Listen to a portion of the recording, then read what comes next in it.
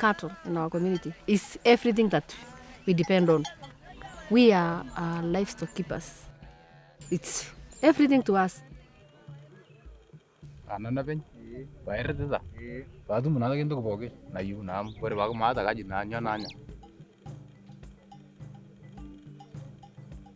Pastoral herders have been using this landscape for over 1,000 years. It's a semi-arid landscape, it's very dry, and the vegetation that exists here cannot be eaten by people.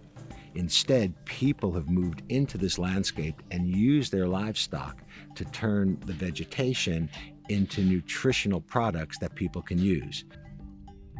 The pastoralists are essentially dairy farmers.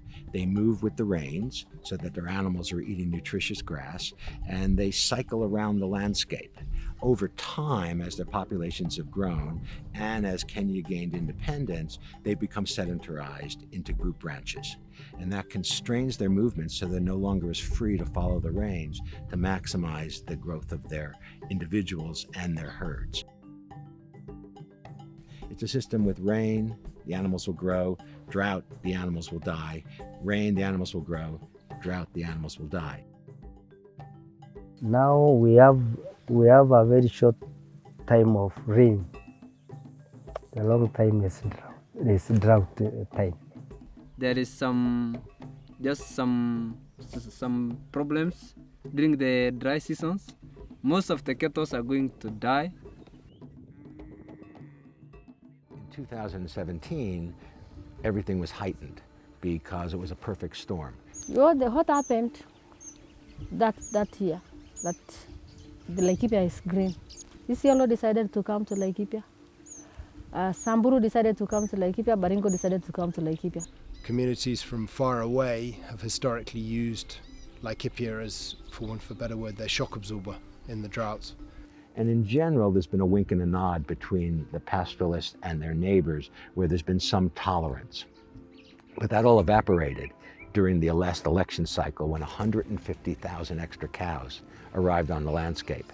And that put a ton of pressure on the rangeland. And it led to people fencing, it led to real strife, there was a lot of burnings, there were even some killings. And so business as usual, the old way won't work. We're now trying to figure out, is there a way to share the land between the commercial ranchers and the pastoralists?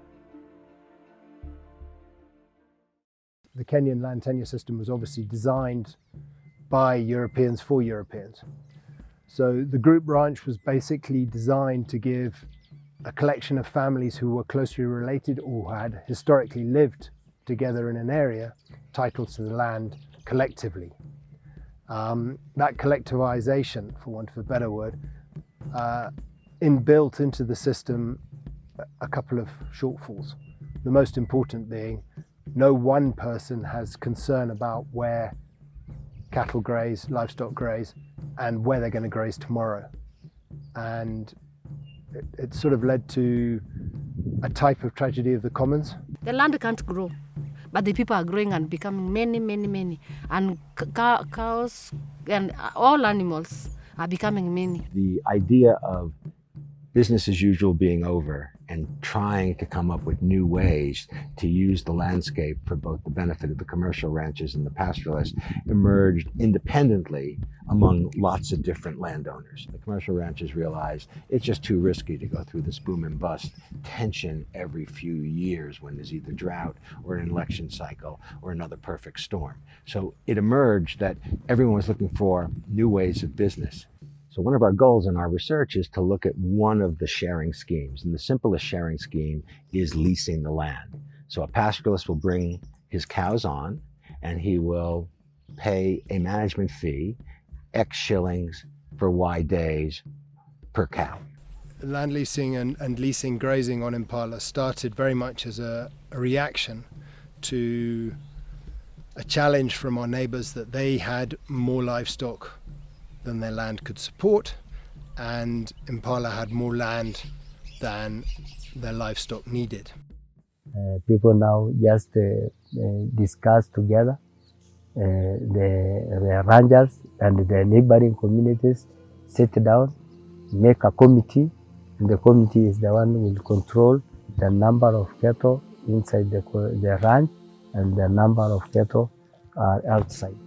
Ngop na na rui pernah na kulingana apa titu tata ngure ata ne ngoji ngop nada ba ngure ya shambaya na apa na ko na ngure ngoji tina nje na kuluko na ni dogara ke nje ndu ya iko kwa gisha ta jam. What we are going to do as Laikipia people, they have to trim their animals, sell a big number, stay with the number that you can sustain and the land can sustain.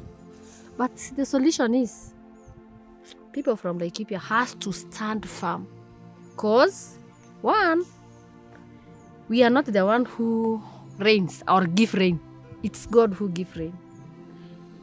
And we are not the one to decide where to be green and where to be no grass. So everyone, if now I'm the one who has grass now, please don't come and overcrowd my place, because I'm not the decider of the greenness or the drought. God is the decider of everything. People now are trying to go again to buy camels.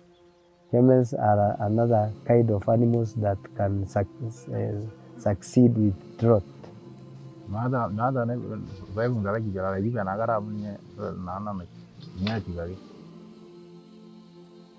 The days of I'll do it my way, you do it your way, and hopefully we will avoid conflict are done. It's got to be a marriage of shared vision, even though the way in which people view the use of the grass for their own livestock is very different. They have to come together and understand those differences to be able to manage the partnership well.